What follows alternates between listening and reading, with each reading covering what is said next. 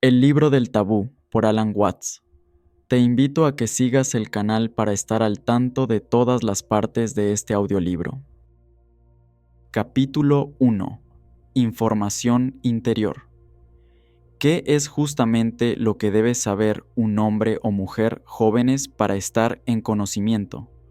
Hay, en otras palabras, alguna información interior, algún tabú especial, algo realmente despreciable acerca de la vida y la existencia que la mayoría de los padres y profesores o no saben o no quieren decir.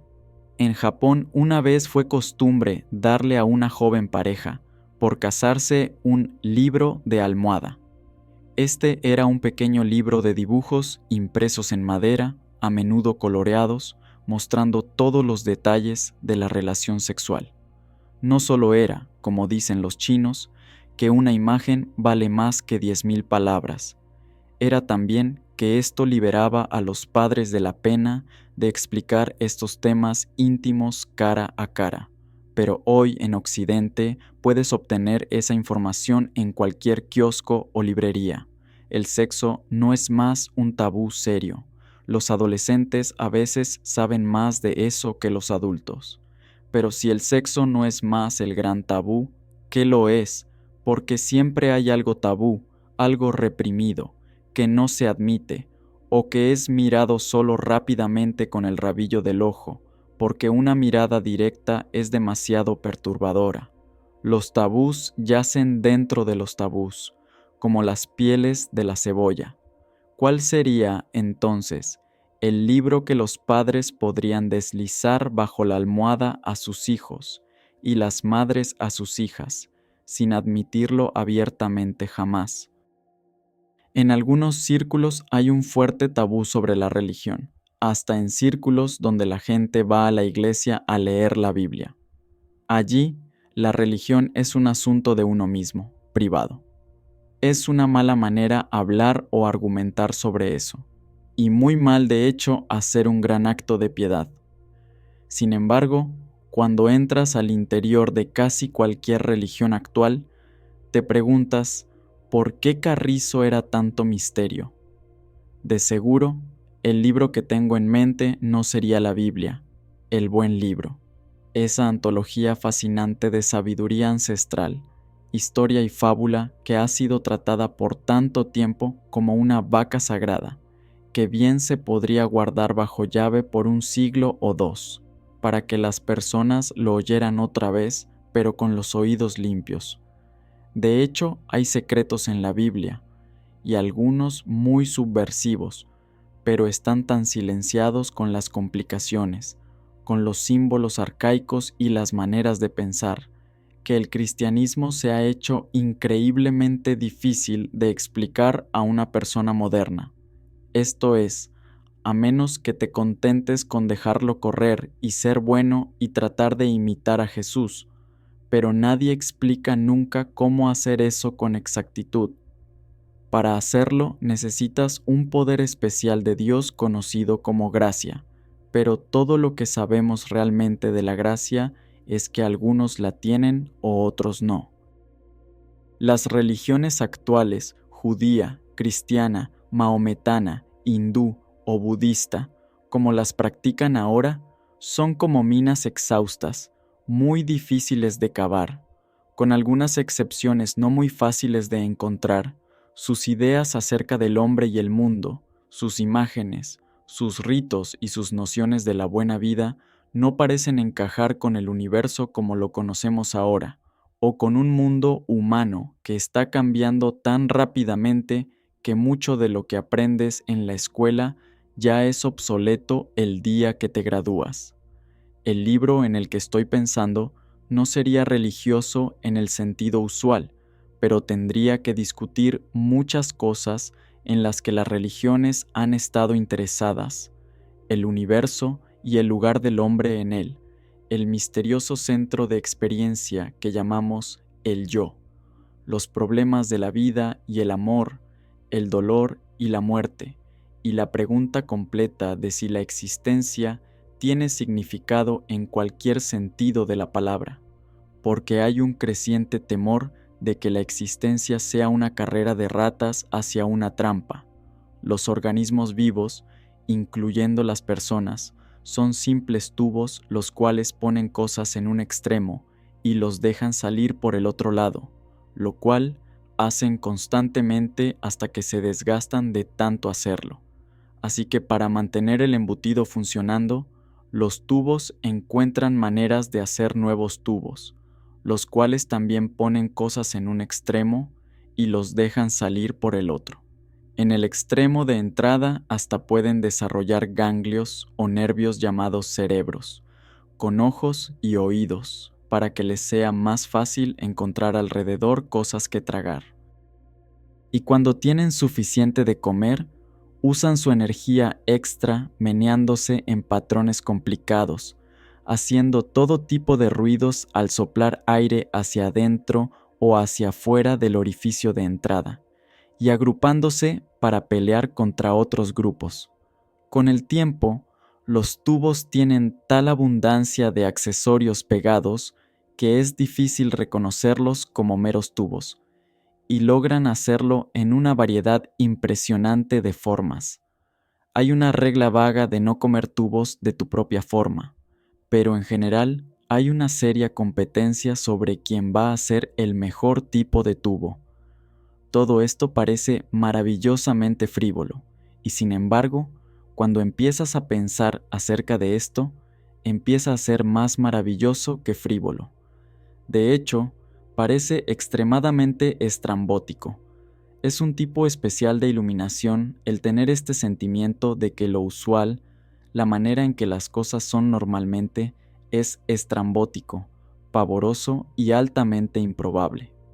G.K. Chesterton dijo una vez que una cosa es estar impresionado ante una gárgola o un grifo, criaturas que no existen, pero otra cosa totalmente distinta y superior es estar impresionado ante un rinoceronte o una jirafa, criaturas que existen y se ven como si no existieran. Este sentimiento de estrambotismo universal incluye una intensa y básica preguntadera acerca del sentido de las cosas.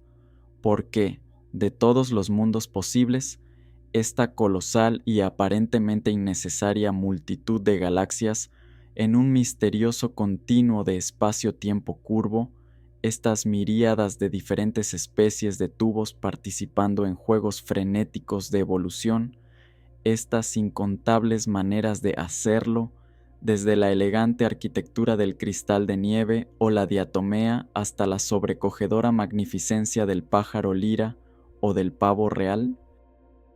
Ludwig Wittgenstein y otros filósofos lógicos modernos han intentado suprimir esta pregunta al decir que no tiene significado y no debe ser preguntada. La mayoría de los problemas filosóficos deben ser resueltos deshaciéndose de ellos, llegando al punto donde ves que tales preguntas como ¿por qué este universo? Son un tipo de neurosis intelectual, un mal uso de las palabras en esa pregunta que suena sensible, pero realmente es tan carente de significado como preguntar ¿dónde está este universo? Cuando las únicas cosas que están en algún lugar deben estar en algún lugar dentro del universo. La tarea de la filosofía es curar a la gente de tales sinsentidos. Wittgenstein, como podemos ver, tuvo un punto allí. Sin embargo, la curiosidad no es una enfermedad. La curiosidad y su expresión en la poesía y las artes está entre las cosas más importantes que distinguen al hombre de los otros animales y a la gente inteligente y sensitiva de los que sufren de deficiencia mental. Entonces, hay cierto tipo de secreto escondido en este sorprendente esquema de las cosas, algo que nunca sale realmente a través de los canales usuales para la respuesta. Las religiones y filosofías históricas, sí que lo hay. Ha sido dicho una y otra vez, pero de tal manera que nosotros, hoy, en esta civilización en particular, no hemos podido oír. No nos damos cuenta que es absolutamente subversivo, no tanto en el sentido político o moral, sino en que voltea nuestra manera ordinaria de ver las cosas, nuestro sentido común, con lo de adentro para afuera y patas para arriba. Por supuesto, puede tener consecuencias políticas o morales, pero aún no tenemos ideas claras de cuáles puedan ser. Hasta ahora, esta revolución interna de la mente ha estado confinada más bien a individuos aislados. Nunca ha sido, en mi conocimiento, una característica amplia de las comunidades o las sociedades. A menudo ha sido vista como demasiado peligrosa para eso. Por eso es tabú. Pero el mundo está en una situación extremadamente peligrosa, y enfermedades serias a menudo requieren el riesgo de una cura peligrosa, como el suero de Pasteur para la rabia.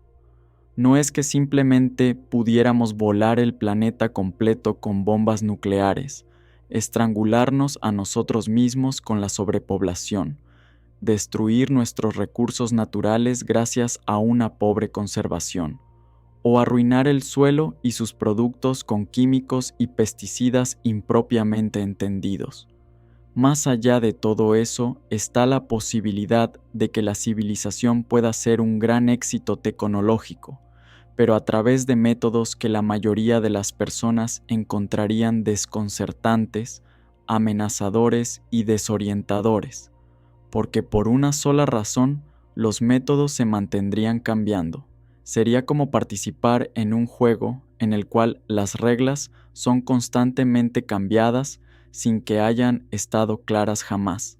Un juego del cual uno no puede retirarse sin suicidarse, y en el cual uno no puede regresar a una forma anterior del juego. Pero el problema del hombre y las técnicas es casi siempre postulada de manera incorrecta.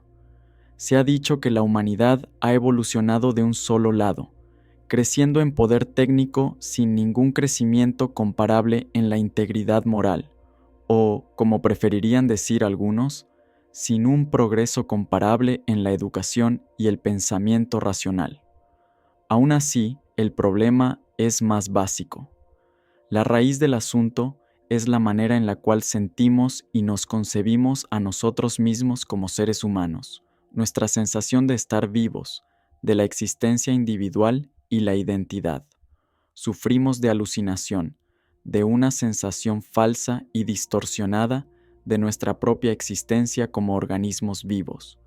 La mayoría de nosotros tenemos la sensación de que yo mismo es un centro separado de sentimiento y acción, viviendo adentro y limitado por el cuerpo físico, un centro el cual confronta un mundo externo de personas y cosas, haciendo contacto a través de los sentidos con un universo tanto ajeno como extraño. Las figuras de todos los días en la manera de hablar refleja esta ilusión. Yo vine a este mundo. Debes encarar la realidad, la conquista de la naturaleza. Este sentimiento de estar solos y ser visitantes muy temporales en el universo está en franca contradicción con todo lo que se conoce acerca del hombre y de todos los organismos vivos en las ciencias. Nosotros no vinimos al mundo. Nosotros brotamos de él como las hojas de un árbol. Como el océano hace olas, el universo hace gente. Cada individuo es una expresión del reino completo de la naturaleza, una acción única del universo total.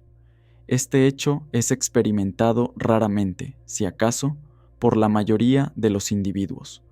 Hasta aquellos quienes saben que es cierto en la teoría no lo sienten ni lo perciben, sino que continúan percibiéndose a ellos mismos como egos, aislados dentro de bolsas de piel. El primer resultado de esta ilusión es que nuestra actitud hacia el mundo, allá afuera de nosotros, es ampliamente hostil. Estamos eternamente conquistando la naturaleza, el espacio, las montañas, los desiertos, las bacterias y los insectos, en vez de aprender a cooperar con ellos en un orden armonioso. En los grandes símbolos de esta conquista son el bulldozer y el cohete, el instrumento que abate cerros y los convierte en terraplenes para poner casas y el gran proyectil fálico que vuela hacia el cielo. Sin embargo, tenemos arquitectos excelentes quienes saben cómo poner casas en los cerros sin arruinar el paisaje, y astrónomos quienes saben que la Tierra ya está en el espacio y que nuestra primera necesidad para explorar otros mundos es de instrumentos electrónicos muy sensibles, los cuales, como nuestros ojos, traen los objetos más distantes adentro de nuestros cerebros. La actitud hostil de conquistar la naturaleza ignora la interdependencia básica de todas las cosas y los eventos, que el mundo más allá de la piel es realmente una extensión de nuestros propios cuerpos, y terminará destruyendo el ambiente del cual emergemos y del cual depende la vida completa.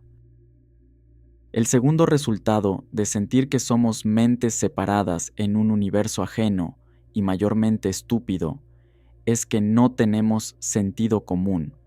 No hay manera de hacer un sentido del mundo en el cual estemos de acuerdo en común.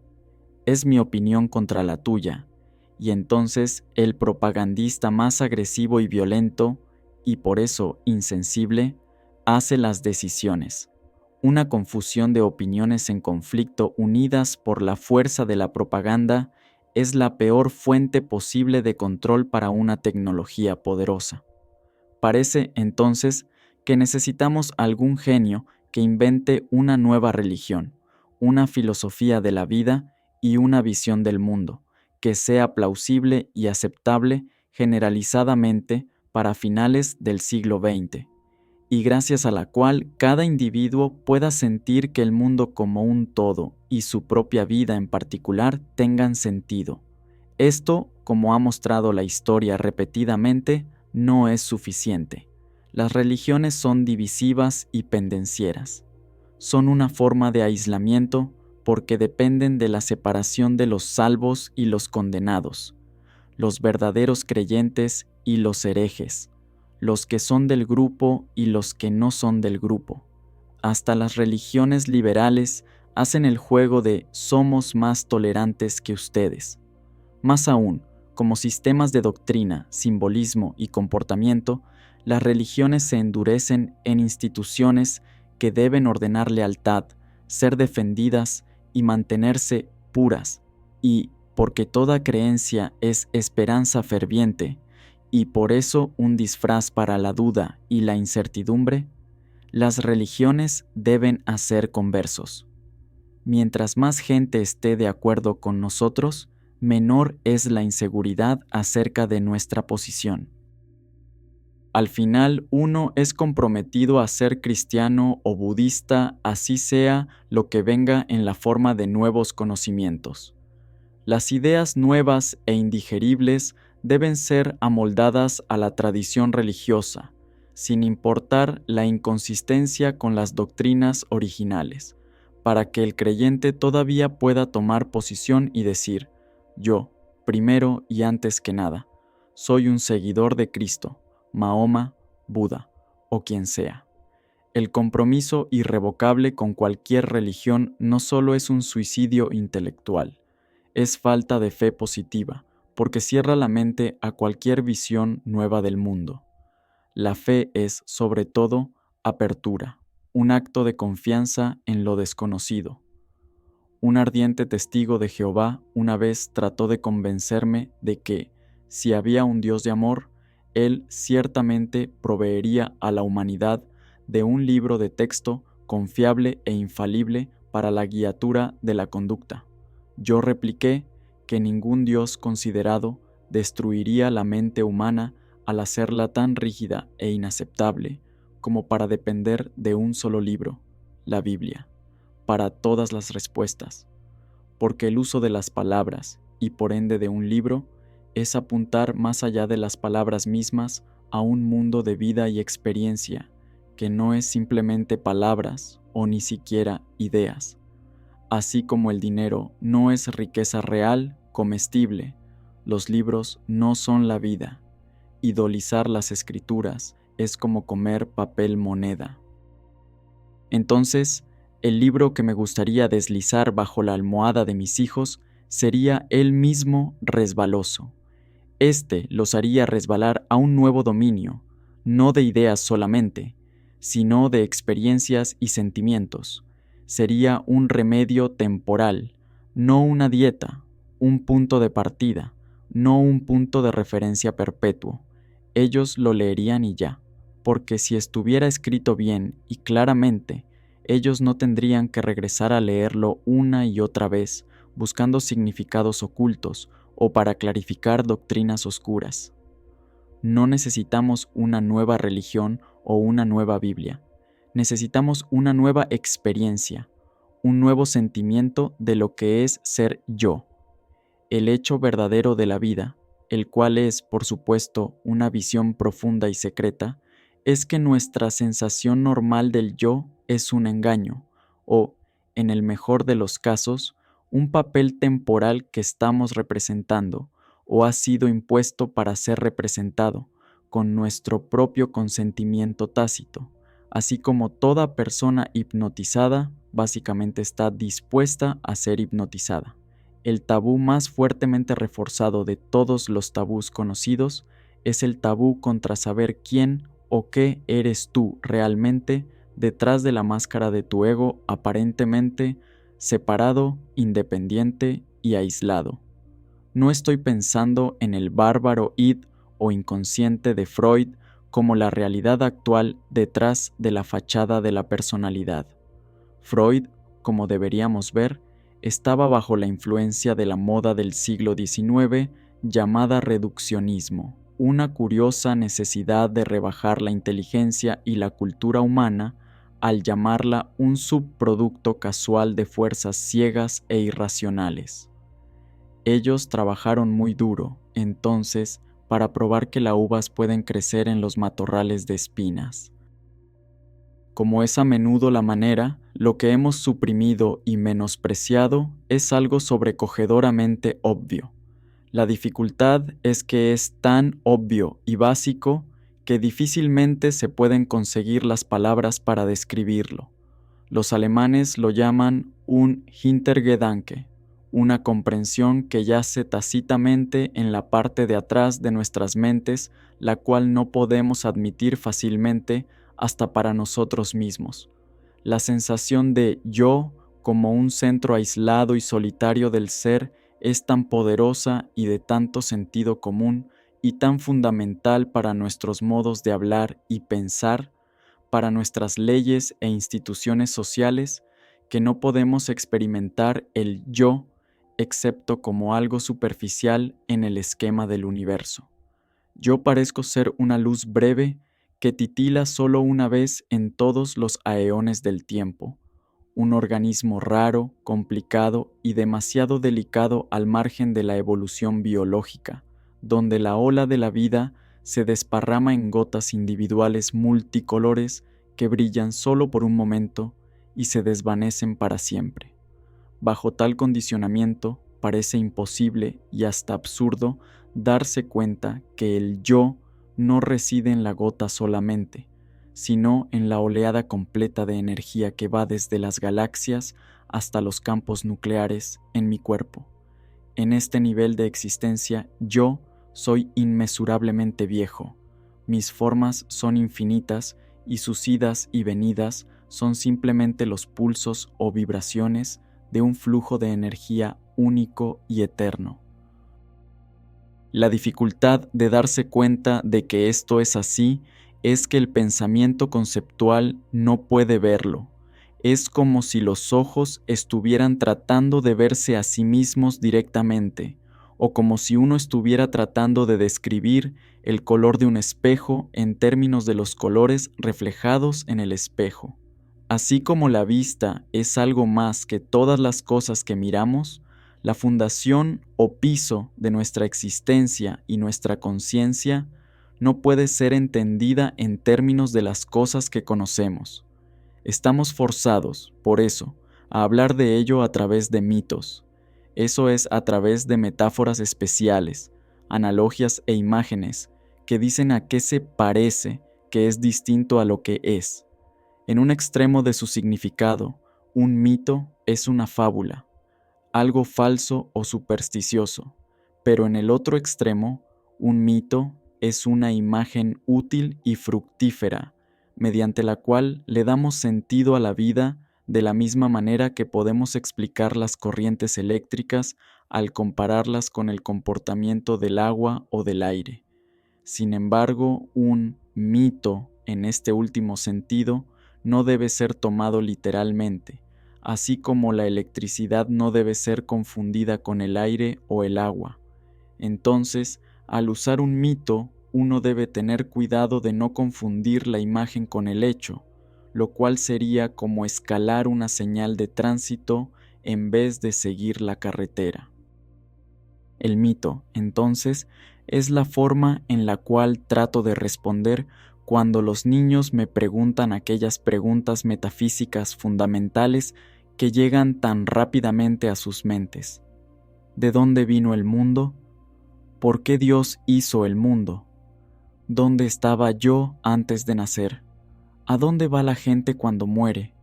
Una y otra vez he encontrado que ellos parecen quedar satisfechos con una sencilla y muy antigua historia, que dice algo así: nunca hubo un tiempo en que el mundo empezó, porque éste va y viene girando como en un círculo, y no hay un lugar en un círculo donde empiece.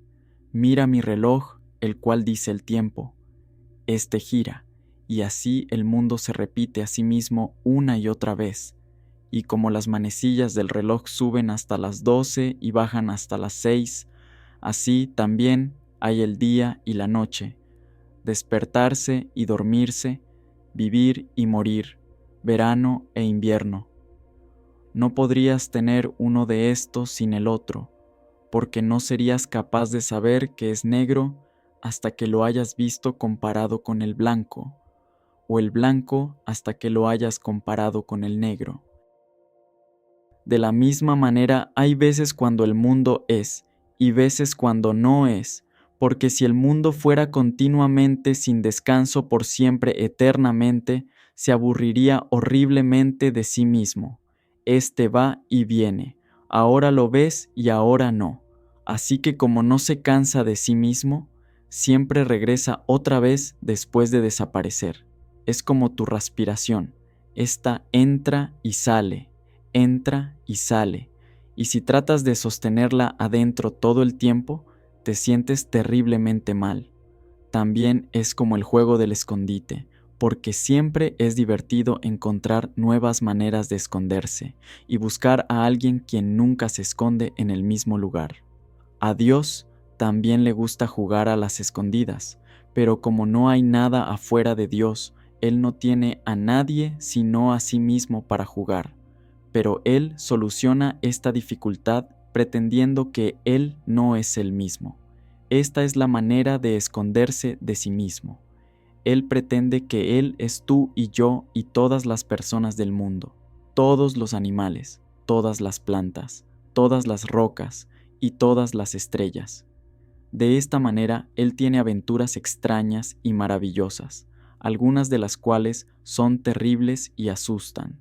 Pero estas solo son como pesadillas, porque cuando despierta desaparecen. Ahora, cuando Dios juega al escondite y pretende que es tú y yo, lo hace tan bien que le toma mucho tiempo recordar dónde y cómo se escondió. Pero ahí es donde está la diversión de todo esto, justo lo que Él quería hacer. Él no quiere encontrarse a sí mismo muy rápido, porque eso terminaría con el juego. Por eso es que es tan difícil para ti y para mí descubrir que somos Dios disfrazado de nosotros, pretendiendo que no somos Él. Pero cuando el juego ha durado bastante tiempo, todos nosotros despertaremos, dejando de pretender, y recordaremos que todos somos un solo yo, el Dios que es todo lo que existe y que vive por siempre eternamente. Por supuesto, debes recordar que Dios no tiene la forma de una persona. La gente tiene piel, y siempre hay algo afuera de nuestra piel. Si no lo hubiera, no sabríamos la diferencia entre lo que está adentro y afuera de nuestros cuerpos. Pero Dios no tiene piel ni forma, porque no hay nada afuera de él. Con un niño suficientemente inteligente, yo demuestro esto con una tira de Mobius, un anillo de cinta de papel torcido, una vez de tal manera que tiene solo un lado y un borde.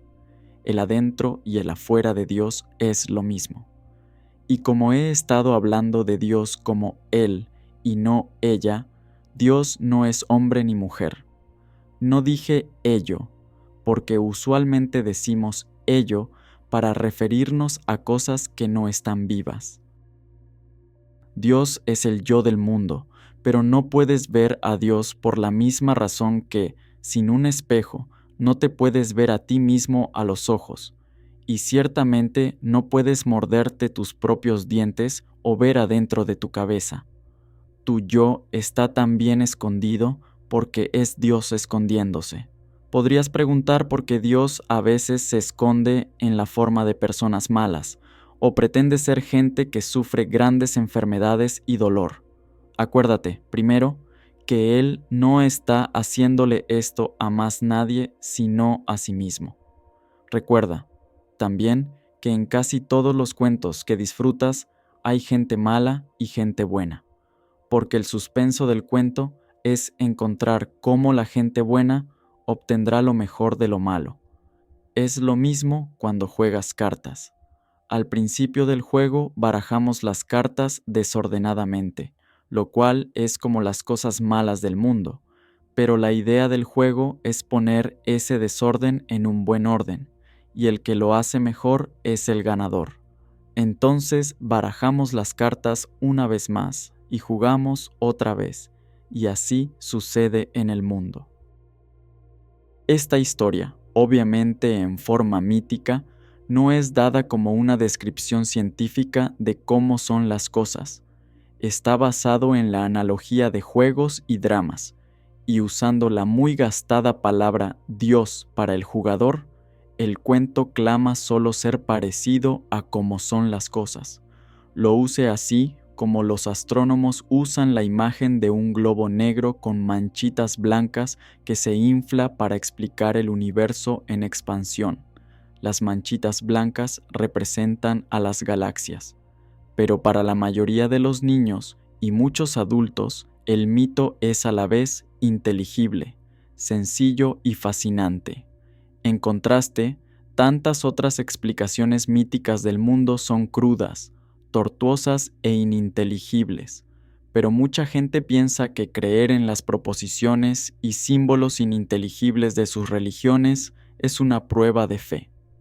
Yo creo, dice la tertulia del cristianismo, porque es absurdo. La gente que piensa por sí misma no acepta ideas con este tipo de autoridad. No se sienten gobernados a creer en milagros o doctrinas extrañas como Abraham se sintió mandado por Dios para sacrificar a su hijo Isaac. Como lo dice T. George Harris, las jerarquías sociales del pasado, donde algún jefe sobre ti siempre castigaba cualquier error, condicionó a los hombres a sentir una cadena de autoridad severa todo el camino hasta allá arriba. Nosotros no sentimos esta atadura en la libertad egalitaria de hoy. Ni siquiera tenemos, desde el Dr. Spock, muchos padres al estilo Jehová en la familia humana, así que el inconsciente promedio no busca más el perdón de un Dios colérico allá arriba. Pero, él continúa.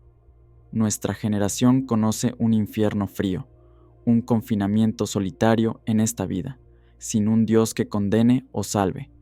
Hasta que el hombre no imagina la trampa y caza el terreno fundamental del ser, no tiene ninguna razón para su existencia. Vacío, finito, él solo sabe que pronto morirá. Como esta vida no tiene significado y él no ve vida futura, él no es realmente una persona, sino una víctima de la autoextinción. El terreno fundamental del ser es el término descontaminado para Dios de Paul Tillich, y serviría también para el yo del mundo, como lo puse en mi cuento para niños. Pero el secreto que mi historia desliza hasta los niños es que el terreno fundamental del ser eres tú. No es, por supuesto, el tú de todos los días que asume el terreno o que pretende ser, sino ese yo más interno que escapa a la inspección porque es siempre el inspector. Esto, entonces, es el tabú de los tabús. Tú eres ello. Y esto, en nuestra cultura, es la piedra fundamental de la locura, la más oscura de las blasfemias y el más salvaje de nuestros engaños. Esto, creemos, es la mayor megalomanía, un ego inflado hasta el absurdo completo. Porque cultivamos el ego con una mano y lo derribamos con la otra. De generación en generación sacamos el relleno de nuestros niños para enseñarles a conocer su lugar y comportarse, pensar y sentir con la apropiada modestia que encuadra un pequeño ego entre muchos otros egos. Como decía mi mamá, tú no eres el único jijarro en la playa. Cualquiera bien de la cabeza que se cree Dios debería ser crucificado o quemado en la hoguera, aunque ahora tomamos la visión más caritativa de que nadie en sus cabales podría creer tal locura. Solo un pobre idiota podría concebirse a sí mismo como el regidor omnipotente del mundo y esperar que todos los demás se arrodillen y lo adoren. Pero esto es porque pensamos acerca de Dios como el Rey del universo, el tecnócrata absoluto quien personal y conscientemente controla cada detalle del cosmos, y ese no es el tipo de Dios en mi cuento. De hecho, no es mi cuento después de todo, porque cualquier estudiante de la historia de las religiones sabrá que viene de la India ancestral, y es la manera mítica de explicar la filosofía Vedanta. Vedanta es la enseñanza de los Upanishad, una colección de diálogos, historias, escritos y poemas, algunos de los cuales se remontan por lo menos a 800 años antes de Cristo. Los hindúes sofisticados no piensan en Dios como una superpersona especial y separada que rige el mundo desde arriba como un monarca. Su Dios está por debajo en vez de encima de todo, y él o ello maneja el mundo desde adentro. Uno podría decir que si la religión es el opio de los pueblos, los hindúes tienen la droga interiormente de manera endógena. Lo que es más, ningún hindú puede darse cuenta de que se es Dios disfrazado sin ver al mismo tiempo que esto es verdad para todos y para todo. En la filosofía Vedanta, nada existe excepto Dios. Pareciera haber otras cosas aparte de Dios, pero solo porque Él las está soñando y haciéndolas sus disfraces para jugar a las escondidas consigo mismo. El universo de las cosas aparentemente separadas es por eso real solamente por un rato, no eternamente real, porque va y viene mientras el yo se esconde y se busca a sí mismo. Pero el Vedanta es mucho más que la idea o la creencia de que esto es así. Lo que es central sobre todo es la experiencia, el conocimiento inmediato de que esto es así, y por esta razón tal subversión completa de nuestra manera ordinaria de ver las cosas. Esto voltea el mundo de adentro hacia afuera, y de afuera jaya adentro. Similarmente, un dicho atribuido a Jesús dice: cuando haces de dos uno, y cuando haces lo interior como lo exterior, y lo exterior como lo interior, y lo de arriba como lo de abajo, entonces entrarás al reino. Yo soy la luz que está arriba de todos. Yo soy el todo salió de mí, y el todo se obtiene de mí. Abre un pedazo de madero, yo estoy ahí. Levanta la piedra y me encontrarás ahí. Hoy, la disciplina Vedanta nos llega después de siglos de estar envuelta por todas las formas, actitudes y símbolos de la cultura hindú en su florecimiento y lento fallecimiento por casi 2800 años, penosamente herida por el fanatismo islámico y corrupta por el puritanismo británico. Como sucede a menudo, El Vedanta no suena ninguna campana en Occidente y atrae mayormente al tipo de persona diáfana y fastidiosamente espiritual. Pero es posible decir sus fundamentos en un idioma de hoy en día, y cuando esto es hecho sin trampas exóticas, terminología sánscrita ni posturas excesivas de espiritualidad, el mensaje no solo es claro para la gente sin interés especial en las religiones orientales, es también una sacudida que necesitamos para patearnos a nosotros mismos afuera de nuestra sensación aislante del yo. Pero esto no debe ser confundido con nuestras ideas usuales de la práctica del altruismo, el cual es un esfuerzo para identificarnos con los otros y sus necesidades mientras estamos bajo la fuerte ilusión de no ser más que un ego contenido en una piel. Tal altruismo es apto para ser un egoísmo altamente refinado, comparable con el grupo que participa en el juego de somos más tolerantes que ustedes. El Vedanta no era originalmente moralístico. Este no urgía a la gente a imitar a los santos sin compartir sus motivaciones reales, o a imitar las motivaciones sin compartir el conocimiento que las enciende. Por esta razón, el libro que le pasaría a mis niños no contendría sermones, ni cosas que deberían o no deberían hacer, ni obligaciones. El amor genuino viene del conocimiento, no de un sentimiento de deber o culpa. ¿Cómo te gustaría ser una madre inválida con una hija que no se puede casar porque siente que debe cuidarte y por eso te odia? Mi deseo es decir, no como deberían ser las cosas, sino como son, y cómo y por qué las ignoramos como son. No puedes enseñar a un ego a que sea nada más que egoísta, aunque los egos tienen las maneras más sutiles de pretender haberse reformado. Lo básico es entonces dispersar, mediante la experimentación y la experiencia, la ilusión de individualidad como un ego separado. Las consecuencias pueden no ser un comportamiento en las líneas de la moralidad convencional. Puede ser más bien como le dijeron a Jesús: mírenlo, un glotón y un bebedor, un amigo de los cobradores de impuestos y los pecadores. Más aún, al ver a través de la ilusión del ego, es imposible pensar en uno mismo como mejor que o superior que otros por haberlo hecho así. En cada dirección está el único yo participando en sus millones de juegos del escondite. Los pájaros no son mejores que los huevos de donde han salido. De hecho, se puede decir que un pájaro es un huevo tratando de convertirse en otros huevos. El huevo es el ego, y el pájaro es el yo liberado. Hay un mito hindú del yo como un cisne divino, el cual puso el huevo del cual salió el mundo. Así que no estoy diciendo ni siquiera que ustedes deben romper su cascarón. Algunas veces, de alguna manera, ustedes, el verdadero tú, el yo auténtico, lo hará de cualquier forma.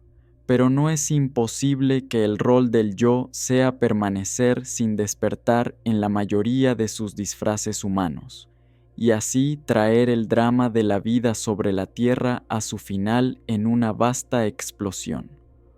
Otro mito hindú dice que a medida que pasa el tiempo, la vida en el mundo se pone peor y peor, hasta que el aspecto destructivo del yo, el dios Shiva, baila una danza terrible que lo consume todo en fuego. Entonces sigue, dice el mito, 4.320.000 años de paz total durante la cual el yo es solo él mismo, y no juega al escondite.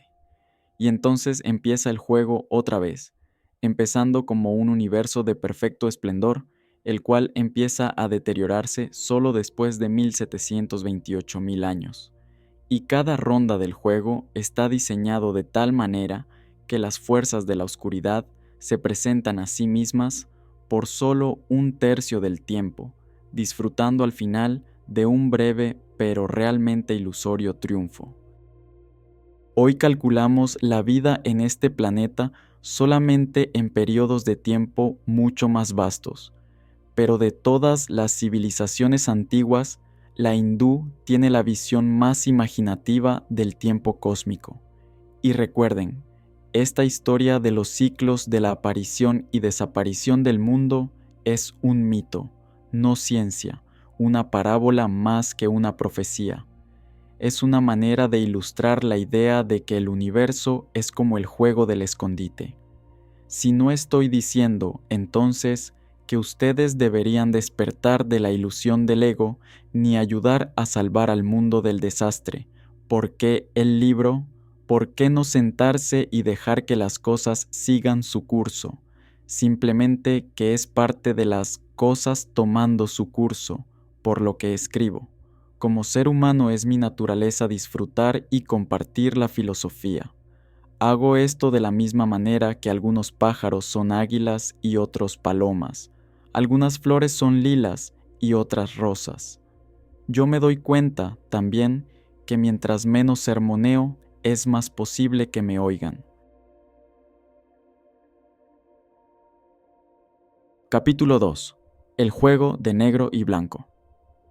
Cuando nos enseñaron 1, 2, 3 y A, B, C, a pocos de nosotros nos dijeron alguna vez acerca del juego de negro y blanco. Este es claro y sencillo, pero pertenece al lado secreto de las cosas. Considera, primero, que todos tus 5 sentidos son formas diferentes de un sentido básico, algo como el tacto. Ver es un tocar altamente sensitivo. Los ojos tocan o sienten las ondas de luz, y así nos hacen capaces de tocar cosas fuera del alcance de nuestras manos.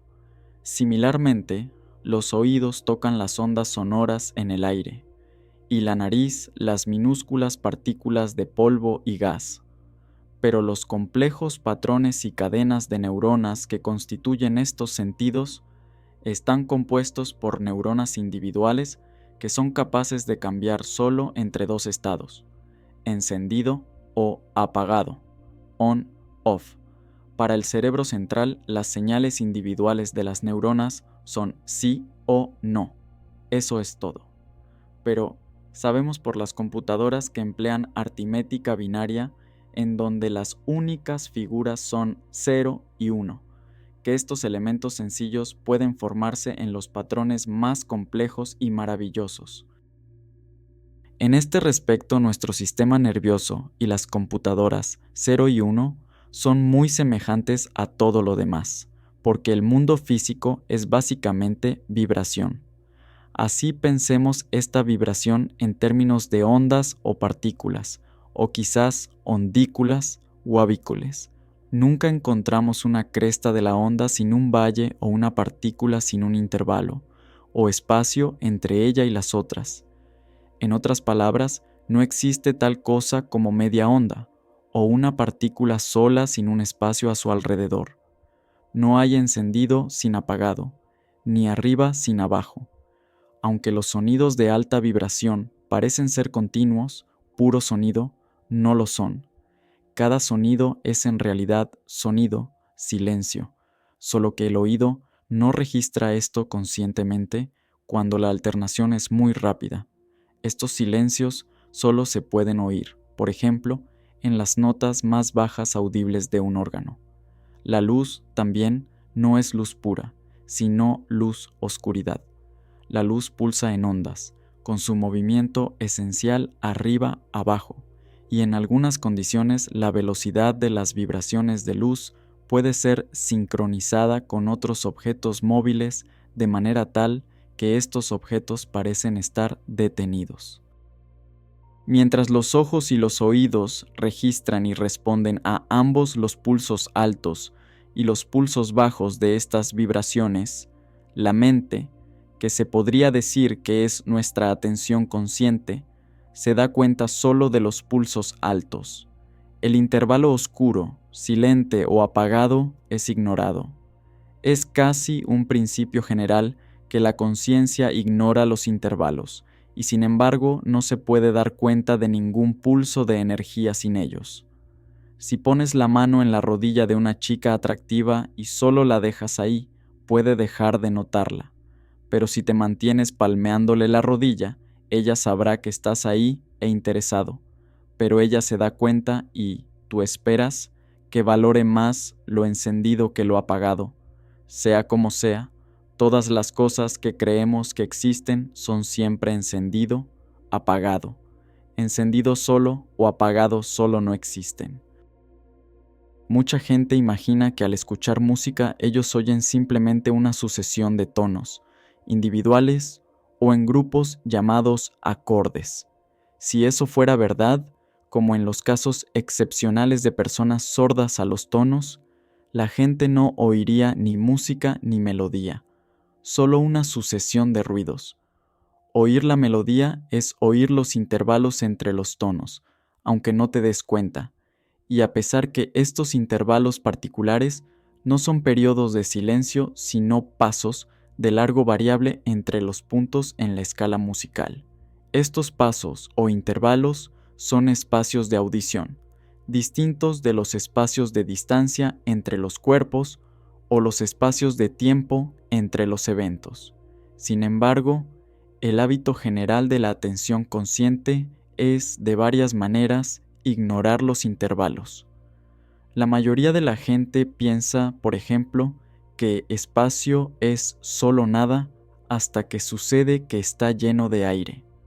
Por eso, la curiosidad cuando los artistas o arquitectos hablan de los tipos y propiedades de los espacios, y más aún cuando los astrónomos y los físicos hablan del espacio curvo, el espacio en expansión, el espacio finito, o de la influencia del espacio sobre la luz o las estrellas.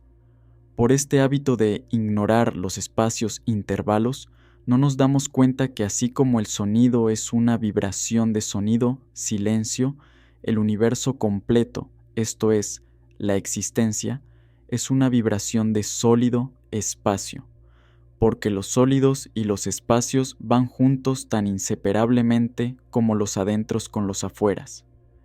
El espacio es la relación entre los cuerpos, y sin este no puede haber ni energía ni movimiento. Si hubiera un cuerpo, solo una pelota sencilla, sin espacio alrededor, no habría manera de concebir o sentir que es una pelota o cualquier otra cosa con otra forma. Si no hubiera nada afuera de ella, no tendría afuera. Pudiera ser Dios, pero ciertamente no un cuerpo.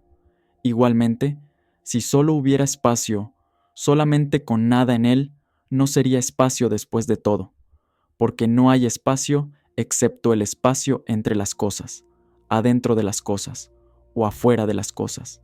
Este es el por qué el espacio es la relación entre los cuerpos. ¿Podemos imaginar un cuerpo solitario, la única pelota del universo en el medio del espacio vacío? Quizás. Pero esta pelota no tendría energía ni movimiento. ¿En relación a qué se podría decir que se está moviendo? Se dice que las cosas se mueven solo cuando se comparan con otras que están relativamente fijas, porque el movimiento es movimiento, quietud. Vamos a poner dos pelotas y date cuenta que se están acercando la una a la otra o que se están separando. Seguro que hay movimiento ahora, pero ¿cuál es la que se está moviendo? ¿La pelota 1 o la pelota 2 o ambas? No hay manera de decidir. Todas las respuestas son igualmente correctas o equivocadas. Ahora trae una tercera pelota. Las pelotas 1 y 2 permanecen a la misma distancia separadas, pero la tercera pelota se acerca o se retira de ellas. ¿Lo hace? Las pelotas 1 y 2 pueden estar moviéndose juntas, hacia o desde la tercera pelota, o las pelotas 1 y 2 pueden estar acercándose a la tercera, mientras ésta también se acerca a las otras dos, de manera que todas están en movimiento. ¿Cómo decidimos? Una respuesta es que debido a que las pelotas 1 y 2 permanecen juntas, ellas son un grupo y también constituyen la mayoría. Su voto decide entonces quién se mueve y quién no, pero si la tercera pelota se les une, las puede vencer, porque si las tres se mantienen a la misma distancia separadas, el grupo como un todo no se puede mover. Hasta sería imposible para cualquier pelota decirle a las otras dos, o a las otras dos decirle a una sola, ¿por qué nos sigues? Porque el grupo como un todo no tendría punto de referencia para saber si se están moviendo o no. Nótese que mientras dos pelotas solas se pueden mover solo en una línea recta, tres pelotas se pueden mover en una superficie, pero no en tres dimensiones. En el momento que añadimos una cuarta pelota, tenemos la tercera dimensión de la profundidad, y ahora parece que nuestra cuarta pelota puede permanecer aparte de las otras tres, teniendo una visión objetiva de su comportamiento y actuar como el árbitro. Sin embargo, cuando hemos añadido la cuarta pelota, ¿cuál es? Cualquiera de ellas puede estar en la tercera dimensión con respecto a las otras tres. Esto se puede llamar una primera lección de relatividad, porque el principio permanece el mismo sin importar cuántas pelotas son añadidas, y por eso se aplica para todos los objetos celestiales de este universo y para todos los observadores de su movimiento, donde quiera que se encuentren. Cualquier galaxia, cualquier estrella, cualquier planeta o cualquier observador puede ser tomado como el punto central de referencia, de manera que todo es central en relación con todo lo demás. Ahora, en toda esta discusión, no ha sido vista una posibilidad. Supongamos que las pelotas no se mueven en realidad, sino que es el espacio entre ellas el que se mueve. Después de todo, hablamos de una distancia, espacio, aumentando o disminuyendo como si fuera una cosa que pudiera hacer algo. Este es el problema del universo en expansión. ¿Están las otras galaxias moviéndose lejos de nosotros, o nosotros de ellas, o todas se están separando todas unas de otras? Los astrónomos están tratando de establecer el problema diciendo que el espacio mismo se está expandiendo. Pero, otra vez, ¿quién decide? ¿Qué se mueve, las galaxias o el espacio? El hecho de que no se puede alcanzar ninguna decisión por sí mismo es la pista para la respuesta. No es solo que tanto las galaxias como el espacio se están expandiendo, como si fueran dos agentes diferentes, sino que algo que debemos llamar incómodamente galaxias, espacio o sólido espacio se está expandiendo. El problema viene porque hacemos la pregunta de manera equivocada. Suponemos que los sólidos son una cosa y que el espacio es otra diferente, o que es nada. Entonces aparece que el espacio no era simplemente nada, porque los sólidos no podrían serlo sin él. Pero el error al principio fue pensar que los sólidos y el espacio son dos cosas diferentes, en vez de dos aspectos de la misma cosa. El punto es que son diferentes pero inseparables, como la parte de adelante y la parte de atrás de un gato. Si cortas estas dos partes, el gato muere. Quita la cresta de la ola y no hay valle. Una solución similar se aplica a los antiguos problemas de la causa y el efecto. Creemos que toda cosa y todo evento debe tener una causa, esta es, alguna otra cosa o eventos, y que será, a su vez, la causa de otros efectos.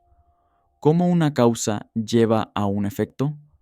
Para hacer las cosas mucho peores, si todo lo que pienso o hago es una serie de efectos, deben haber causas para todo en un pasado indefinido.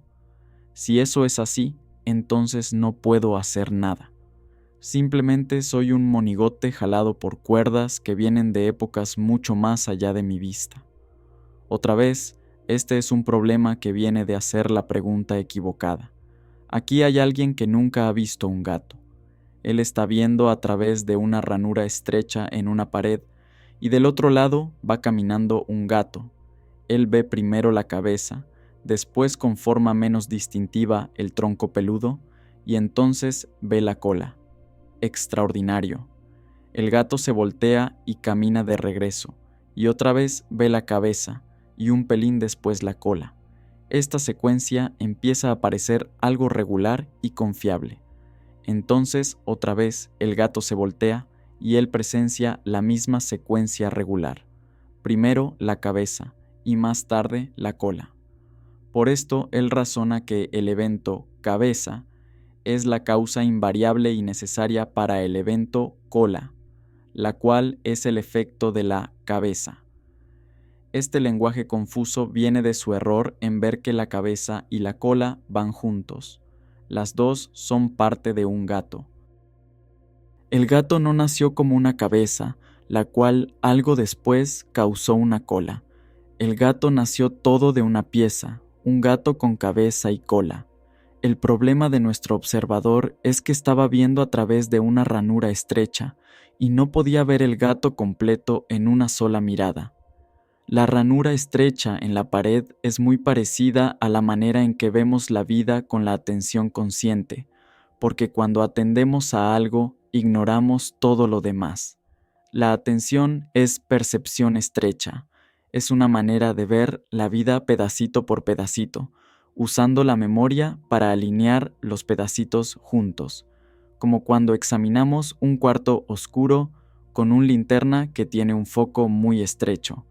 La percepción así estrecha tiene la ventaja de ser aguda y brillante, pero tiene que enfocarse en un área del mundo después de la otra, y una característica después de la otra. Y donde no hay características, solo espacio o superficies uniformes, de alguna manera aburre y uno busca otras características.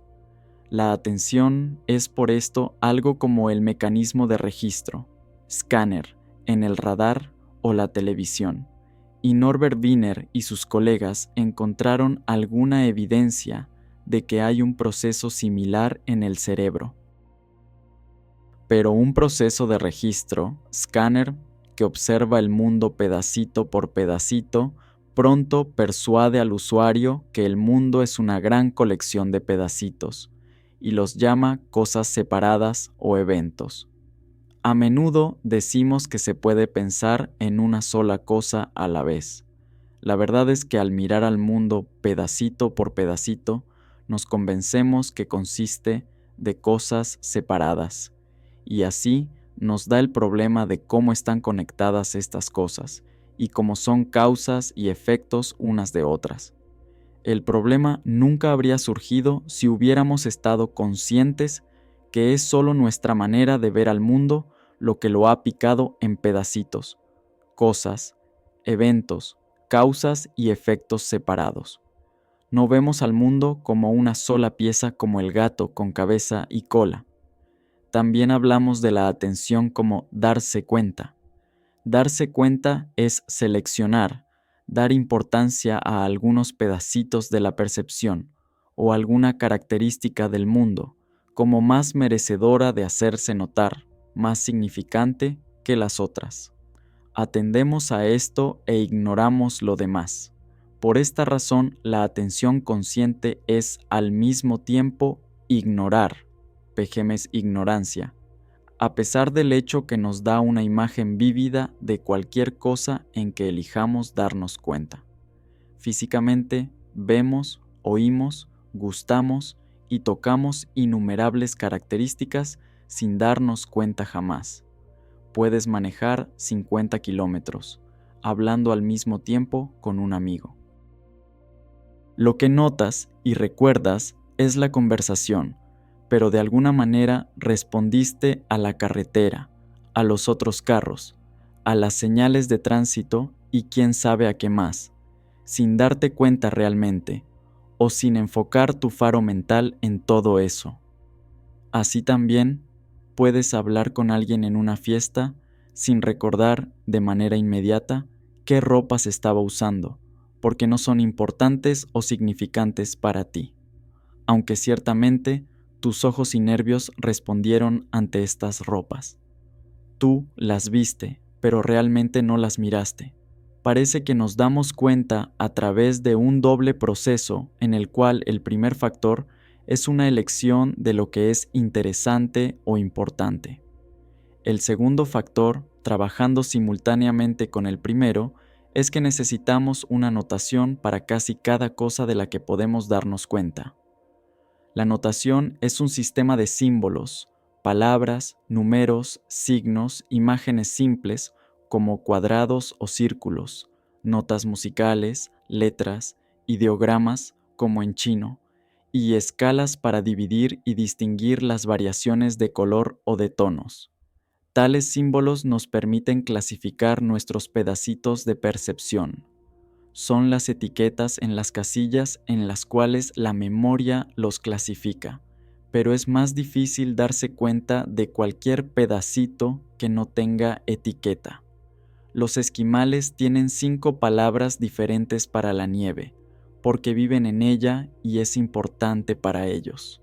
Pero en el idioma azteca no hay sino una sola palabra para la nieve, la lluvia y el granizo. ¿Qué gobierna en lo que decidimos darnos cuenta? Lo primero, que deberemos cualificar después, es lo que parece ventajoso o desventajoso para nuestra supervivencia, nuestro estatus social y la seguridad de nuestros egos. La segundo, otra vez trabajando simultáneamente con lo primero, es el patrón y la lógica de todo el sistema de notación que hemos aprendido de otros, de nuestra sociedad y nuestra cultura. Es difícil realmente darse cuenta de nada para lo que los lenguajes disponibles para nosotros, así sea verbal, matemático o musical, no tengan descripción. Por esto es que tomamos prestadas palabras de lenguajes extranjeros. No hay palabra en español para un tipo de sentimiento, el cual los japoneses llaman yugen, y solo lo podemos entender al abrir nuestras mentes a situaciones en las cuales los japoneses usan esta palabra. Deben haber innumerables características y dimensiones del mundo a los cuales nuestros sentidos responden sin nuestra atención consciente, mucho menos las vibraciones, como los rayos cósmicos, que tienen frecuencias a las cuales nuestros sentidos no están sintonizados. Percibir estas vibraciones al mismo tiempo sería un pandemonium, como cuando alguien golpea todas las teclas del piano al mismo tiempo. Pero hay 2 factores ignorados que muy bien podrían llegar a nuestra atención, y nuestra ignorancia de ello es el mayor soporte de la ilusión del ego y del fracaso en saber que cada uno somos el yo único disfrazado.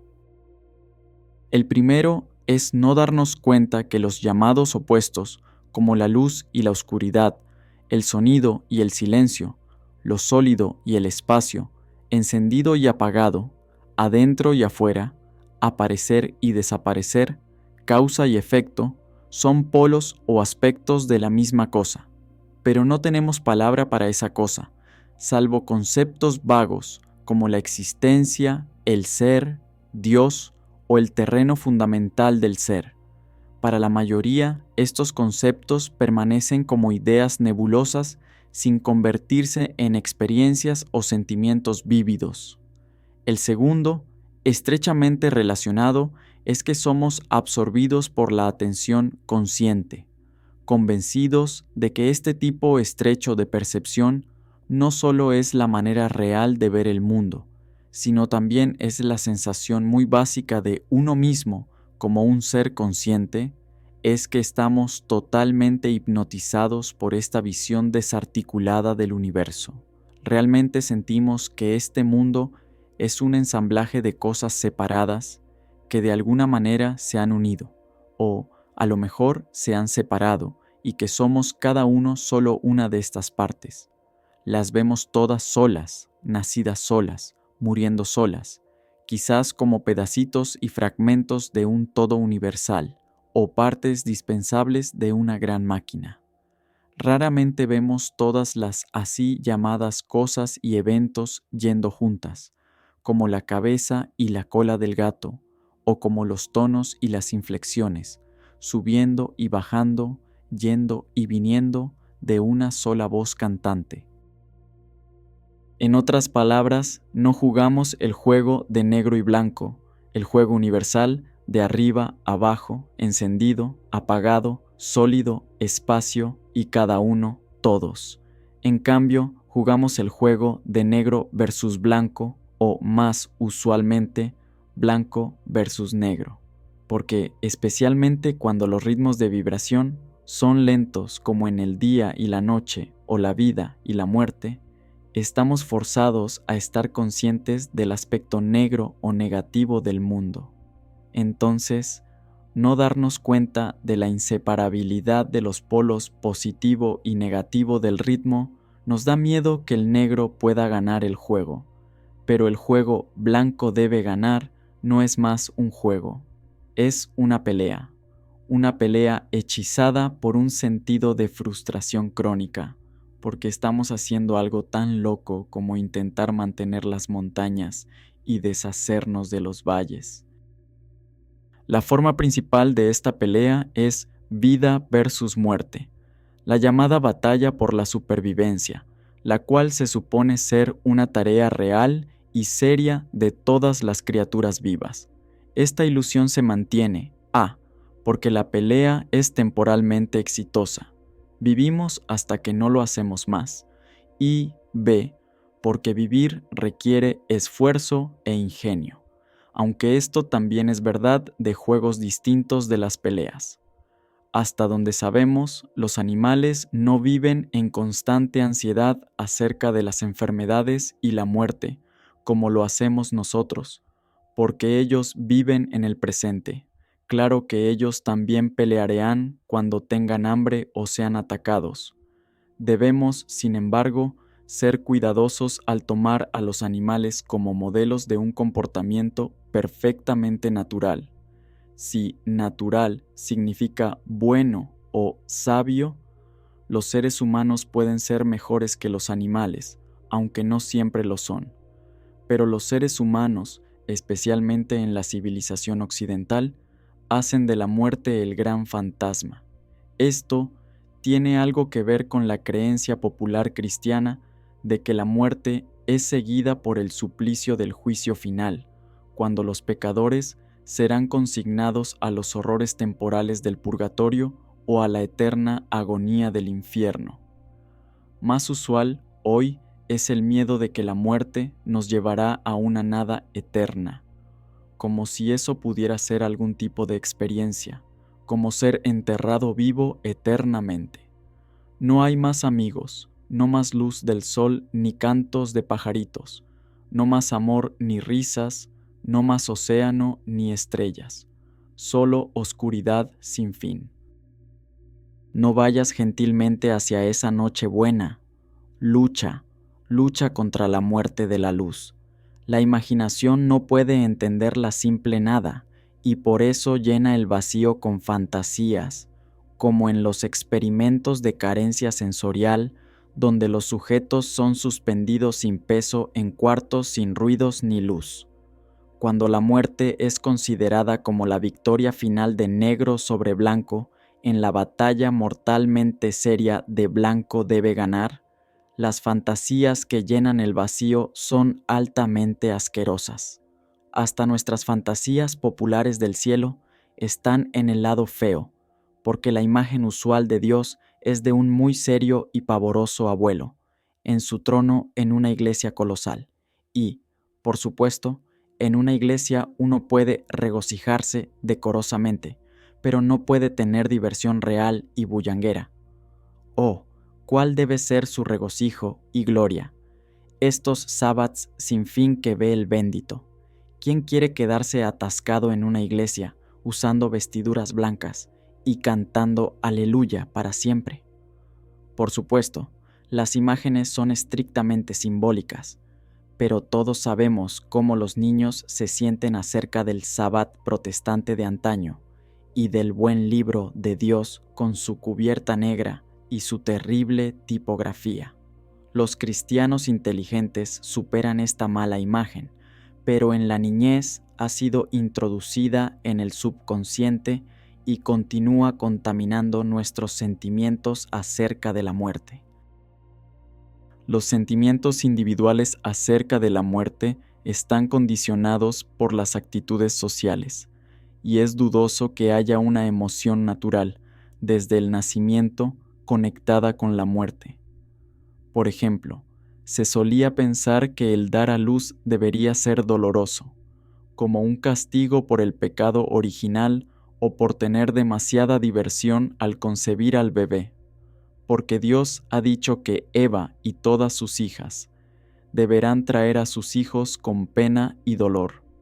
Así que cuando todos creyeron que al tener un bebé, sufrir es el deber de la mujer, las mujeres cumplieron con su deber, y muchas todavía lo hacen. Nos sorprendimos mucho entonces al encontrar mujeres en sociedades primitivas, quienes simplemente se agachaban y daban a luz mientras trabajaban en los campos, mordían el cordón umbilical, abrazaban al bebé y seguían con sus quehaceres. No es que esas mujeres sean más rudas que las nuestras, sino que tenían una actitud diferente. Nuestros propios ginecólogos han descubierto recientemente que muchas mujeres pueden ser condicionadas psicológicamente para alumbramientos naturales sin dolor. Los dolores del parto son renombrados como tensiones, y a la madre se le dan ejercicios preparatorios para relajar y cooperar con la tensión. El nacimiento, se les dice, no es una enfermedad. Uno va al hospital solo en caso de que algo pudiera ir mal. Muchos ginecólogos de avanzada dejan que sus pacientes den a luz en casa,